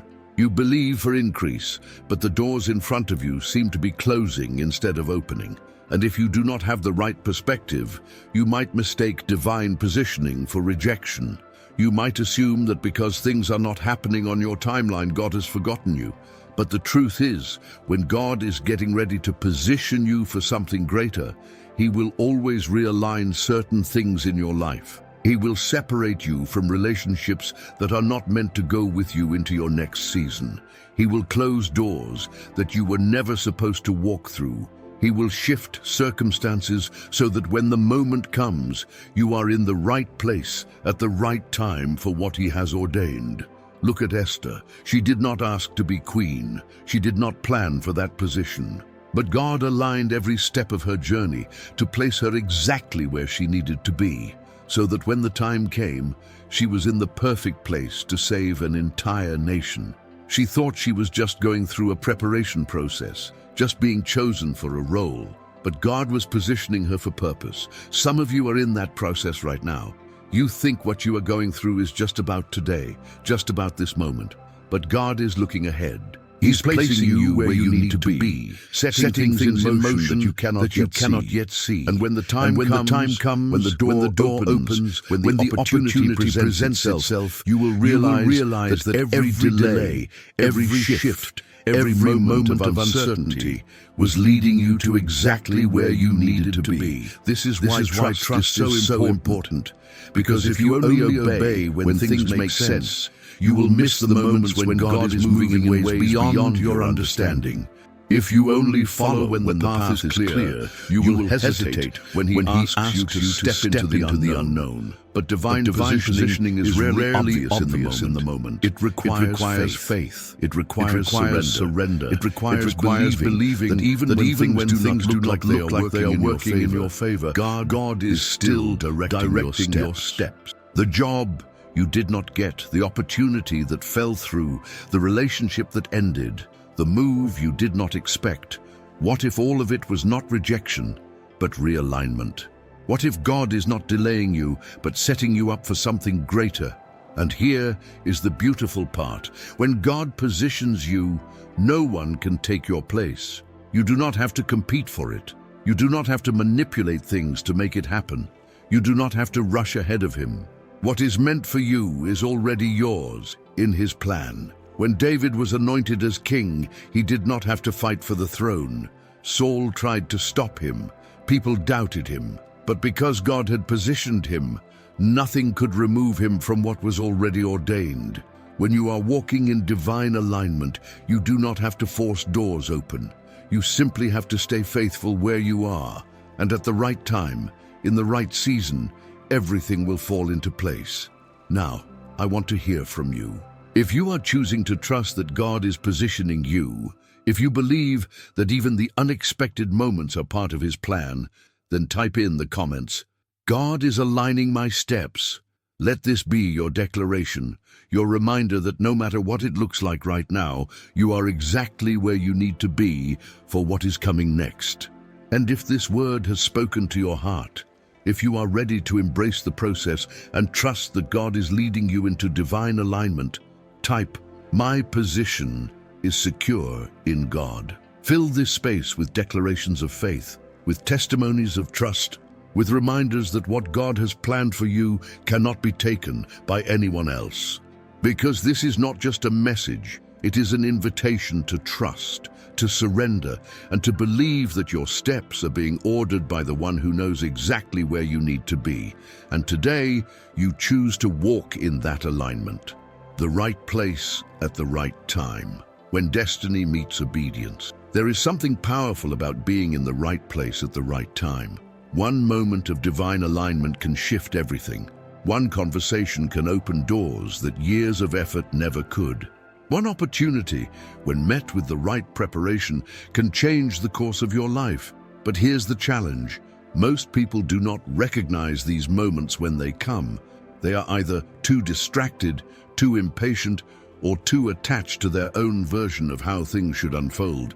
They assume that when destiny happens, it will be obvious, undeniable, impossible to miss. But what if the breakthrough you are praying for is already in front of you? What if the opportunity is disguised as something small, something inconvenient, something that does not look like what you expected? Because divine timing is rarely obvious in the moment. It requires spiritual awareness. It requires obedience, even when things do not make sense. It requires trust that God is moving, even when you cannot see the full picture. Look at Naaman in 2 Kings 5.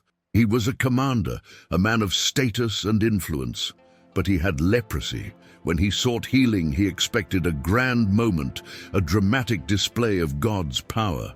But instead, the prophet Elisha told him to dip in the Jordan River 7 times. It was too simple, too ordinary, too beneath him. And at first, he almost missed his miracle because of his own pride, because the method did not match his expectations. But the moment he humbled himself and obeyed, everything changed. His healing was not delayed because God was unwilling. It was delayed because he hesitated in obedience. And how many of us are the same way? We ask God for direction, for opportunities, for breakthrough. But when the instruction comes, when the moment presents itself, we second guess, we analyze, we hesitate. And in doing so, we delay what was meant to happen sooner. This is why being spiritually aware is so important. Because divine moments often come in unexpected ways. They come in the form of a simple act of faith, in a connection that seems insignificant at first, in a conversation that you did not plan. Esther did not know that being in the palace would one day mean saving her people. She could have dismissed her position as just coincidence, just luck. But when the time came, when destiny collided with obedience, she recognized that she was in the right place at the right time for a reason. And because she stepped into that moment, history was changed. The problem is that most people want guarantees before they act. They want to see the outcome before they take the first step. They want confirmation after confirmation, waiting for a sign that removes all doubt, waiting for perfect conditions. But divine timing does not wait for your convenience. It comes when God says the time is right, not when you feel ready. And if you are not willing to move when He says move, you risk missing what was meant for you. That is why hesitation is one of the greatest enemies of destiny. It keeps people stuck in cycles of waiting, always on the verge of stepping into something greater, but never quite taking the leap. They pray for doors to open, but when the opportunity comes, they second guess. They hear the call, but convince themselves that they need more time. They receive the instruction, but delay obedience because they want more confirmation. And in doing so, they stay in the same place, wondering why nothing is changing. But here is the truth. When the time is right, God will not just open doors. He will align every detail. He will place the right people in your path, orchestrate events that you could never have arranged on your own, set things in motion in ways that no human effort could accomplish. But it will require you to move when He says move. It will require you to act in faith, to step beyond logic, to trust that if He has positioned you, then He has already made the way. Look at Peter in Acts 3. He and John were on their way to the temple, something they did every day. It was routine, normal, nothing unusual. But on this particular day, there was a man sitting at the gate called Beautiful. He had been there for years, begging for money, overlooked by thousands of people. But on this day, Peter and John stopped. And in that one moment, in that one divine appointment, a man who had been crippled, his entire life was healed. What if Peter had been too distracted? What if he had assumed it was just another day? What if he had ignored the nudge of the Holy Spirit? That is how quickly things can shift when you are in alignment. One moment. One act of obedience, one decision to respond instead of hesitate. And this is what God is calling you into, to live with awareness, to not just move through life distracted, caught up in routines, so focused on your own plans that you miss the moments He is trying to set before you. Because when God is positioning you, everything matters. The places you go, the people you meet, the things you say yes to, even the things you walk away from, all of it is part of the bigger picture. And if you remain faithful, if you stay in alignment, if you trust His timing instead of trying to force your own, you will find yourself exactly where you need to be at exactly the right time. Now, I want to hear from you. If you are choosing today to trust that you are in the right place for what God is preparing, if you are declaring that you will not miss your moment, then type in the comments, "I am in position for God's timing."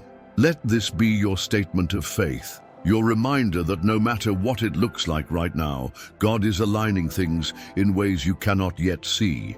And if this word has spoken to your heart, if you are committing to act in faith, when the moment comes, type, "I will move when God says move." Fill this space with declarations of faith, with testimonies of trust, with reminders that you are walking in divine alignment. Because this is not just a message, it is an invitation to be ready, to be aware, and to step boldly into the opportunities God is placing before you. And today, you choose to say yes. Trusting the unseen path, walking by faith, not by sight.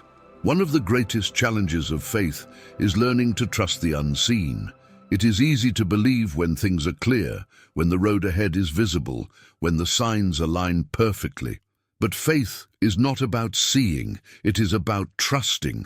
It is about moving forward even when you do not have all the answers, even when the next step feels uncertain, even when everything in you wants to wait for more clarity. This is where most people hesitate. They believe in God, but they also want control. They trust Him, but they also want guarantees. They pray for open doors, but when the opportunity comes, they hesitate because it does not look the way they expected.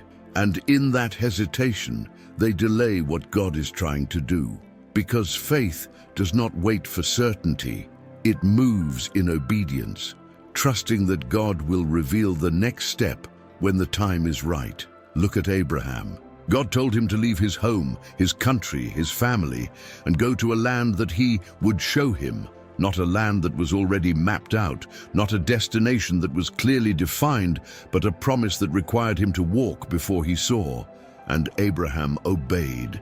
He moved forward with nothing but a word from God, trusting that even though he did not know the full picture, the one who called him did. And because of that faith, he stepped into a promise that would change generations. This is what walking by faith looks like. Not waiting for everything to make sense, but trusting that if God is leading, then every step is already secure. But this is where many people struggle. They want to see the provision before they take the step. They want to know how everything will work out before they commit. They want confirmation after confirmation, hoping for a moment where faith is no longer required. But the reality is, if you can see everything, if you have all the answers, if you are waiting for a plan that removes all uncertainty, then it is no longer faith. It is just logic. Faith is not about playing it safe. It is about stepping into the unknown, believing that even when you cannot see the path, God has already gone before you. And this is what He is asking of you, to trust Him enough to move even when you do not have all the details, to follow His voice even when circumstances suggest otherwise, to walk forward not because you have all the answers, but because you know that He does. Look at Peter. When Jesus called him out of the boat, the water did not turn solid first. The sea did not calm down to make it easier for him to walk.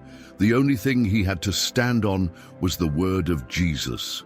And as long as his eyes were fixed on that word, he defied everything natural, walking on what should have drowned him.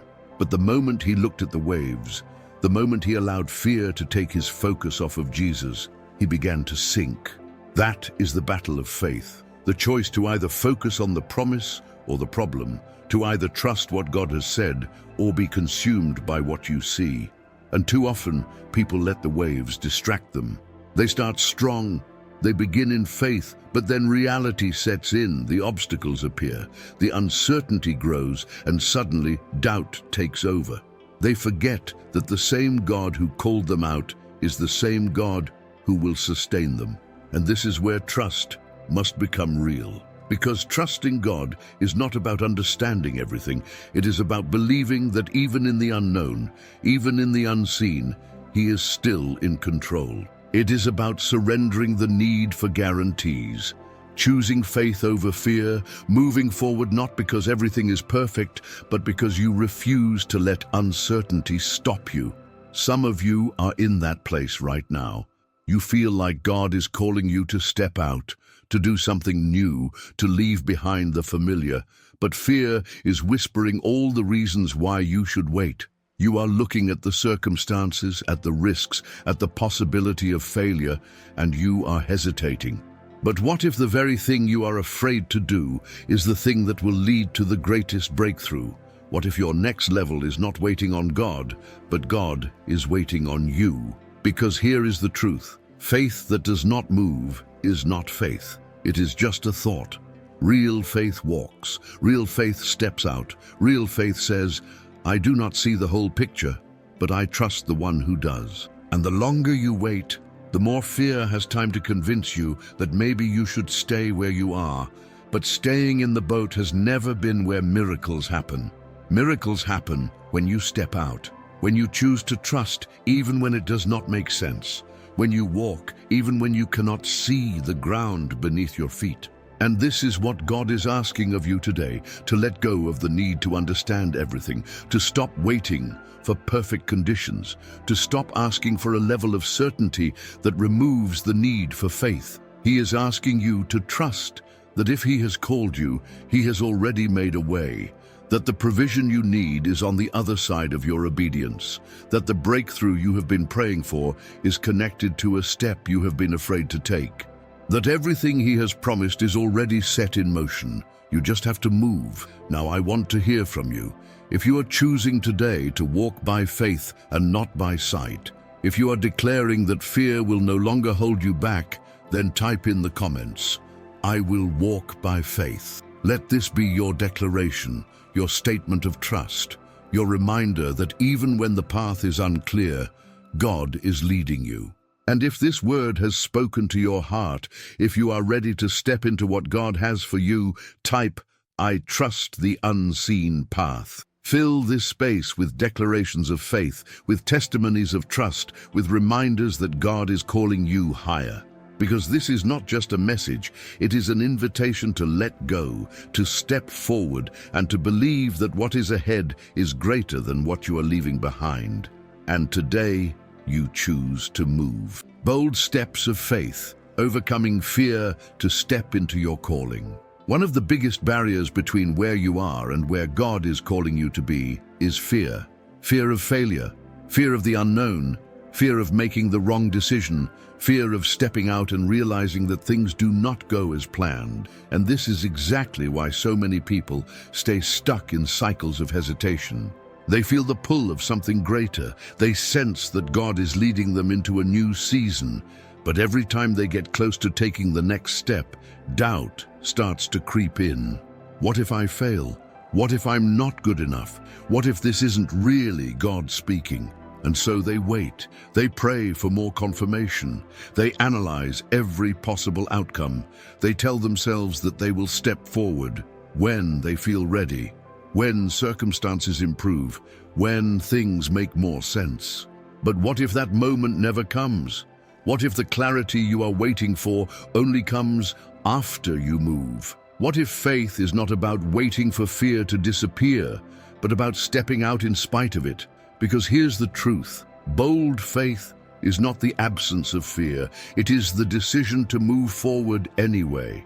It is the choice to trust that even if you do not have all the answers, God does. It is the willingness to take the risk, to step into the unknown, to walk into places where logic says you should not go, but where faith says you belong. And this is what separates those who step into their calling from those who only talk about it. At some point, you have to decide that what God has placed inside of you is greater than the fear trying to hold you back. At some point, you have to stop waiting for a moment of certainty that may never come and step out simply because you trust that if God has called you, He will sustain you. Look at Joshua. He was called to lead the Israelites into the promised land. But before he could do that, he had to cross the Jordan River. And here's what's interesting. The waters did not part before they stepped in. The priests had to put their feet into the water first. They had to move forward before they saw the miracle. And this is how God works. He does not always remove the obstacle first. Sometimes He asks you to step into it in faith. He does not always show you the full picture. Sometimes He gives you just enough light for the next step.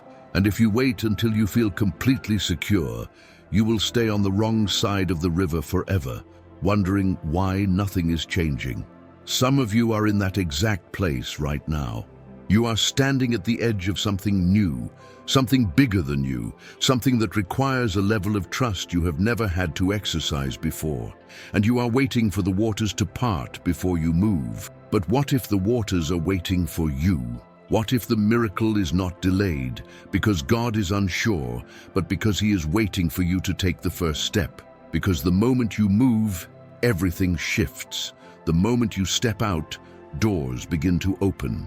The moment you walk forward in faith, God begins to align things in ways you could never have imagined. But it starts with action. It starts with obedience. It starts with the decision to stop allowing fear to dictate your future and start walking in the authority that God has already given you. Look at Gideon. When God called him, he was hiding, full of insecurity, convinced that he was not the right person for the job. And yet, God called him a mighty warrior. Not because he already felt like one, not because he had already proved himself, but because God saw something in him that he could not yet see in himself. And that is what he is saying to you. You may not feel ready, but he says you are. You may think you are not qualified, but he says you are chosen. You may be looking at all the reasons why you cannot do it, but he is looking at all the reasons why you can. And the only thing standing between where you are and where he is calling you to be is your willingness to believe him more than you believe your fears. And here is where the real test comes. Will you take the step before you see the outcome? Will you trust him enough to move even when you do not have all the details? Because faith is not safe. Faith will ask you to go where logic tells you to stay. Faith will ask you to believe when circumstances say it is impossible. Faith will stretch you, challenge you, take you to places where you have no choice but to depend on God completely, and that is exactly where he wants you. Because when you step out in faith, you step out of your own strength and into his. You stop relying on your own understanding and start walking in supernatural provision. You begin to see that it was never about your ability, but about your obedience. And this is what God is asking of you today, to stop waiting for a level of certainty that removes the need for faith, to stop letting fear be the loudest voice in your life, to stop allowing hesitation to steal what was meant to be yours. He is asking you to trust that if he has called you, then he has already gone before you, that he has already made a way, that he has already provided everything you need. You just have to take the first step. Because here's the reality. The longer you wait, the harder it becomes. The more you delay, the more fear gains ground. But the moment you move, something shifts. Heaven responds to bold faith. The supernatural follows those who are willing to step out. The impossible becomes possible for those who refuse to let doubt hold them back. Now I want to hear from you. If you are choosing today to step out in bold faith, if you are declaring that fear will no longer have the final say in your life, then type in the comments, "I will not let fear stop me." Let this be your declaration, your moment of commitment, your statement of faith that from this day forward you will move when God says move. And if this word has spoken to your heart, if you are ready to step into what God has for you, type, "I will take the first step." Fill this space with declarations of faith, with testimonies of courage, with reminders that fear has no power over you. Because this is not just a message, it is a call to action, and today you say yes. The battle before the breakthrough, pushing through resistance. One of the greatest misunderstandings about walking in faith is the assumption that when God calls you to something, everything will fall into place effortlessly. That if he opens a door, there will be no obstacles. That if he gives you a promise, it will come easily. But the truth is, the closer you get to breakthrough, the greater the resistance. Every major move of God is preceded by a battle. Every promise is tested. Every calling is refined through opposition. And this is where many people give up, right before the moment of breakthrough, right before the door opens, right before everything shifts in their favor. They mistake the battle as a sign that they are on the wrong path when, in reality, it is proof that they are exactly where they need to be. Because the enemy does not fight people who are no threat. He does not resist those who are not stepping into something significant. The fact that you are experiencing warfare, the fact that things seem to be getting harder, the fact that obstacles keep appearing does not mean that God has abandoned you. It means that what is coming is bigger than you realize. Look at the Israelites when they were about to enter the promised land. They had spent years in the wilderness, waiting for this moment, trusting in God's promise. But just before they could step in, they faced giants. They saw obstacles that seemed impossible to overcome, and instead of moving forward in faith, they allowed fear to control them. They forgot that the same God who had parted the Red Sea, the same God who had provided manna in the desert, the same God who had led them with a pillar of fire and cloud, was still with them. And because of their doubt, they delayed their breakthrough by 40 years. That is what fear does. It magnifies the problem and minimizes God's power. It convinces you that the battle in front of you is bigger than the promise ahead of you. But here is the truth. If God has called you to it, He has already equipped you for it. If He has given you a promise, He has already made the way. But you have to choose to move forward, even when opposition stands in front of you. And this is the pattern we see throughout Scripture. Before David could be king, he had to face Goliath. Before Joseph could enter the palace, he had to go through betrayal and imprisonment. Before Jesus could step into resurrection, he had to endure the cross. There is always a battle before the breakthrough, and this is what separates those who walk in God's promises from those who never step into them. It is not about talent, intelligence, or even opportunity. It is about perseverance. It is about refusing to quit when things get hard. It is about standing firm when everything in you wants to run.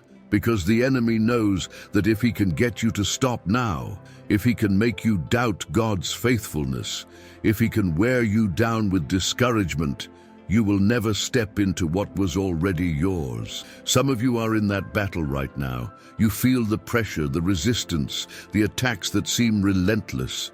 You have been praying, believing, doing everything you know to do, yet it seems like things are getting harder instead of easier. And the enemy wants you to think that means you should give up, that maybe this was not really God's plan, that maybe you misheard him, that maybe you are wasting your time. But what if this pressure is not a sign to quit, but a sign to push harder? What if the very thing that feels like an attack is actually the final stretch before the promise unfolds? Because breakthrough does not come to those who sit back and wait for perfect conditions. It comes to those who refuse to quit. It comes to those who keep moving forward, even when the weight feels unbearable. It comes to those who choose faith over fear, persistence over doubt, worship over worry. Look at Paul and Silas in Acts 16. They were beaten, imprisoned, placed in chains for preaching the gospel. By all human standards, this should have been a moment of defeat, a moment to question if they had really been following God's plan, a moment to sit in discouragement, but instead they worshipped. In the middle of their pain, in the darkest part of the prison, they lifted up praise. And that act of faith, praising in the middle of the battle, caused the prison doors to shake, the chains to break, and the very place that was meant to hold them captive became the setting for a supernatural breakthrough. That is how you fight your battles. Not by retreating, not by giving in to discouragement, but by worshiping in the middle of the struggle, by standing firm when everything tells you to back down, by holding on to God's promises even when circumstances tell you otherwise. And this is what God is asking of you right now, to keep going, to keep believing, to refuse to let the pressure push you off course, because the promise is still ahead of you, and the only thing the enemy can do is try to convince you to walk away from it. But today, you make the decision that you will not quit, that you will not let fear stop you, that you will not be intimidated by the battle, because you know that on the other side of this struggle is the breakthrough you have been praying for. Now I want to hear from you. If you are choosing today to stand firm, if you are declaring that no matter what the enemy throws at you, you will not back down, then type in the comments, "I will not quit." Let this be your declaration, your statement of faith, your reminder that no matter how hard the battle gets, you are pushing through. And if this word has spoken to your heart, if you are ready to keep moving forward in faith, type, "My breakthrough is coming." Fill this space with declarations of victory, with testimonies of perseverance, with reminders that God is still in control. Because this is not just a message, it is a call to keep going, to keep trusting, and to believe that the battle is only proof that what God has for you is greater than you can imagine. And today, you choose to press on. The power of endurance, strengthening your faith through the process. One of the greatest weapons you have in the middle of a battle is endurance. It is the ability to keep going when everything inside of you wants to stop. It is the decision to stand firm when giving up seems like the easier option. It is the choice to trust that even when you do not see immediate results, God is still working behind the scenes. Because here's the truth, faith is not just about believing for a moment. It is about persevering through the process. It is about holding on to God's promises when circumstances make it difficult. It is about refusing to let time, disappointment, or resistance weaken your conviction. And this is where many people struggle. They start strong, filled with excitement and expectation, but the longer they have to wait, the harder it becomes to hold on. The moment things take longer than expected, doubt begins to whisper. The moment obstacles arise, fear begins to question. And if you are not careful, you will find yourself in a place where you no longer expect breakthrough, where you no longer pray with confidence, where you no longer believe that what God said will come to pass. But endurance is what separates those who receive the promise from those who give up before it happens. Look at the story of the Israelites. They were delivered from Egypt, they saw miracles, they experienced God's provision firsthand, yet they did not enter the promised land immediately. The journey that should have taken days stretched into 40 years, not because God was slow, but because their hearts were not ready. Every time a challenge came, they complained.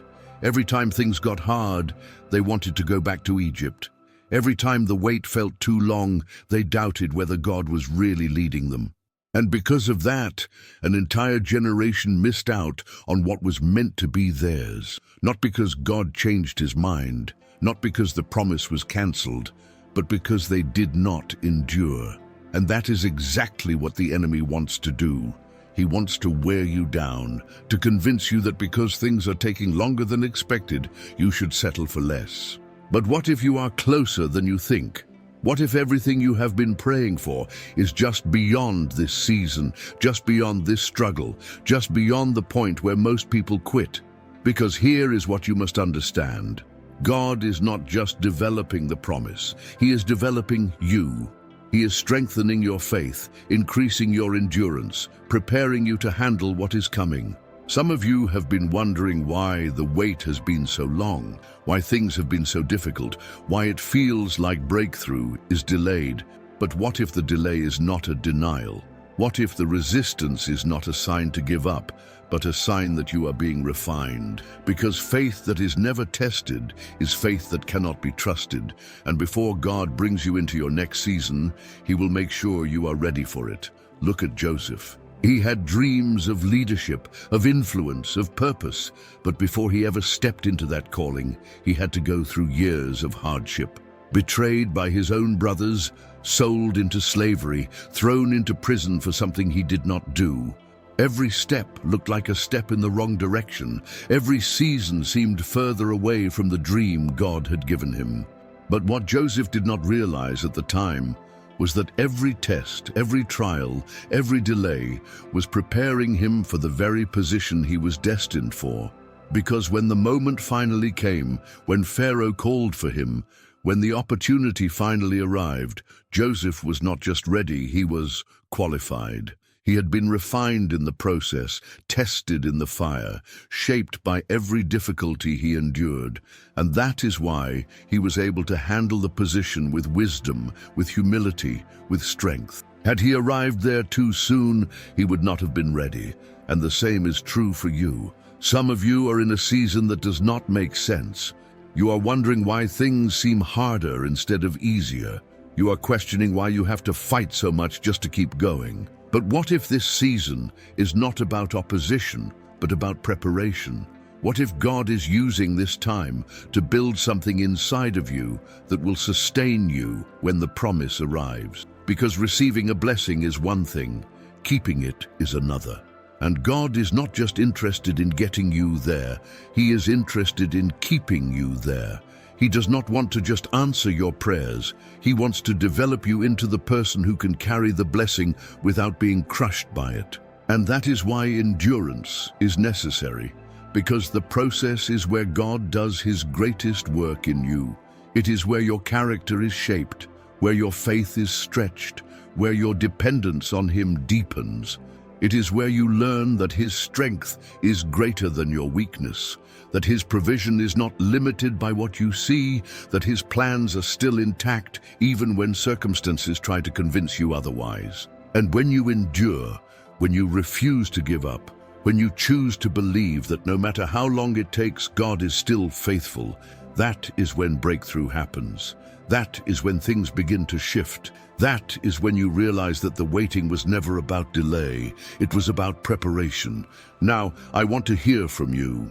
If you are choosing today to endure, if you are declaring that no matter how long it takes, you will keep believing, then type in the comments, "I will not give up." Let this be your declaration, your statement of faith, your reminder that even in the waiting, God is still working. And if this word has spoken to your heart, if you are ready to embrace the process and trust that God is preparing you for something greater, type, "My endurance is my strength."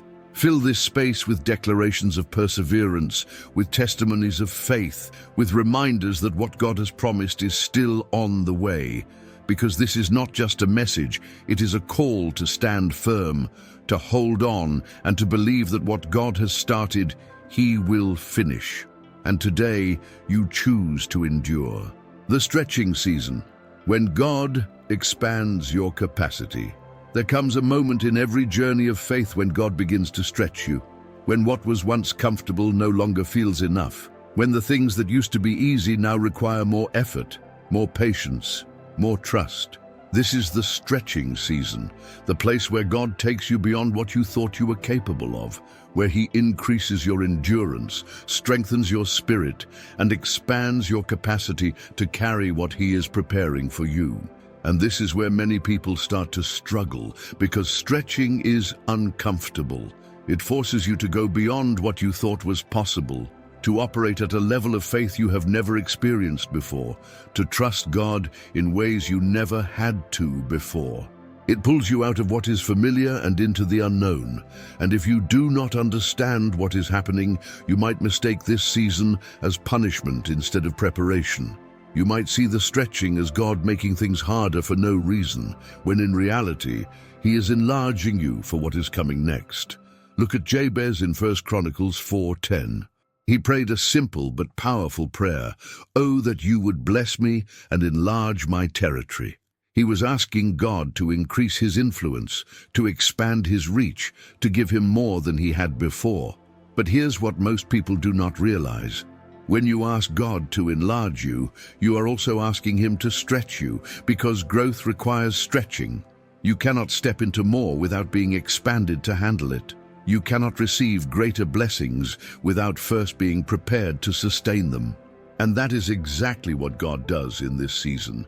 He stretches your faith so that when the breakthrough comes, you do not just receive it, you keep it. And this stretching does not always look like what we expect. Sometimes it looks like increased responsibility, like being placed in situations that require more patience, more wisdom, more endurance than you feel you have. Sometimes it looks like closed doors that force you to trust God in deeper ways. Sometimes it looks like new challenges that stretch your ability to lead, to love, to believe beyond what you thought you could handle. And this is where many people want to quit. They say, "God, this is too much. I didn't sign up for this. I wanted the blessing, but I didn't know it would require this level of faith." But what if this stretching is not here to break you, but to prepare you? What if God is not trying to make your life harder, but to make you stronger? What if what feels like pressure is actually God increasing your capacity so that when the blessing arrives, you do not collapse under the weight of it? Look at David. He was anointed as king, but he did not step into that position immediately. Before he ever sat on the throne, he was stretched. He had to fight battles, endure rejection, survive betrayal. He had to learn how to lead, how to trust God in the wilderness, how to rely on God's strength instead of his own. Every challenge, every hardship was part of his stretching, because God knew that one day David would carry the weight of a kingdom, and before he could rule, he had to be strengthened to withstand it. The process was painful, but it was necessary, and the same is true for you. Some of you are in this stretching season right now. You feel the weight of responsibility increasing, the demands on your faith growing. You feel like God is asking more from you than ever before, and the enemy wants you to believe that this means you are failing, that you are not strong enough, that you will not make it through. But what if this pressure is proof that God is enlarging you? What if the very thing you are struggling with now is the thing that will prepare you to sustain the promise when it arrives? Because here is what you must understand. If you do not allow yourself to be stretched, you will never be able to carry what God is trying to give you. Think about an athlete training for a competition. They do not just wake up one day and expect to perform at a high level without preparation. They stretch their muscles, they push their endurance, they strengthen their core. And at times, it is painful. At times, it feels like too much. But every stretch, every repetition, every moment of discomfort is building something greater within them. And when the day of competition comes, they are ready. Because they endured the stretching, they now have the capacity to perform. And that is exactly what God is doing with you. He is stretching you in your faith, stretching you in your patience, stretching you in your ability to trust Him in the unknown. He is placing you in situations that require you to lean on Him more than ever before. He is removing the things that once made you feel secure so that you can find your security in Him alone. And it is uncomfortable, it is challenging, but it is necessary, because what is coming next is greater than what you have seen before. And when the blessing arrives, when the doors open, when the opportunities come, you will not just step into them unprepared. You will walk into them strengthened, stretched, and fully ready to carry the weight of what God is giving you. Now, I want to hear from you. If you are in a stretching season, if you are choosing to trust that God is expanding you for something greater, then type in the comments, "God is stretching me for more." Let this be your declaration, your statement of faith, your reminder that even in the discomfort, God is preparing you. And if this word has spoken to your heart, if you are ready to embrace this season as part of God's plan, type, "I will not break. I am being strengthened." Fill this space with declarations of faith, with testimonies of endurance, with reminders that what God is doing is not to harm you but to prepare you. Because this is not just a message, it is an invitation to grow, to trust, to allow yourself to be stretched for the next level. And today, you choose to endure the process. If you have made it this far, we truly want to know how this video has touched your heart. Share your experience in the comments below by writing, "I felt the voice of God in this video." Your testimony is powerful, and it can inspire and strengthen others who are also on this journey of faith. Let us know how this message spoke to you, what resonated the most, and what God revealed to you through it. And if this word has blessed you, do not leave without taking a moment to support this mission. Click the subscribe button so you never miss a message that can transform your life. Hit the like button so this content can reach even more people who need to hear this truth. And most importantly, do not stop here. There is another powerful message waiting for you in the next video, already on the screen. May God bless your life abundantly, strengthen your faith, and lead you into His perfect plans. Thank you for being part of this journey, and we will see you in the next video.